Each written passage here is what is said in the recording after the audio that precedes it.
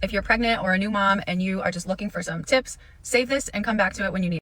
These are the things I did with my 2 kids that helped me establish breastfeeding and maintain our breastfeeding journey for over a year each. I personally loved watching these videos, so I'm just hoping to help some of you also. I'm a mom of 2 and also a pediatric feeding therapist, so I work with parents on breastfeeding very often in my job. This is part 3, so go back and check out the first 2 if you missed them. But next up, I protected my supply through unexpected events. So as I previously mentioned, my firstborn went to NICU, obviously not planned for. No one plans for their baby to go to NICU. I know that was a relatively short stay in comparison to a lot of the families that I work with, but having the flexibility to pump when you weren't planning to pump and to be consistent with your pumping is huge. And then when she was able to latch and it didn't feel like she was really emptying me, I would pump afterwards to maintain my supply.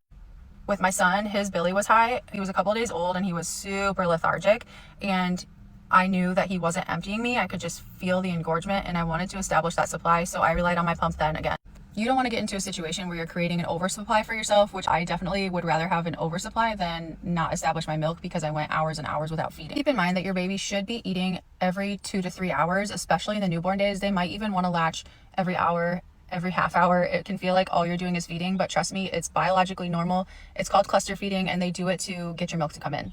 The next thing I did with both of them is feed on demand. So this means that you are going to feed your baby per their cues. You're going to watch for when they're hungry and offer them the boob. You're not worried about getting them on a schedule. You're not holding them off until it's been exactly 3 hours or exactly 4 hours, whatever that time is in your mind. Babies need you to be flexible and watch their... So feeding cues are rooting, sucking on their pacifier, sucking on their fingers, open mouth, looking for the nipple. And they'll let you know when they're hungry.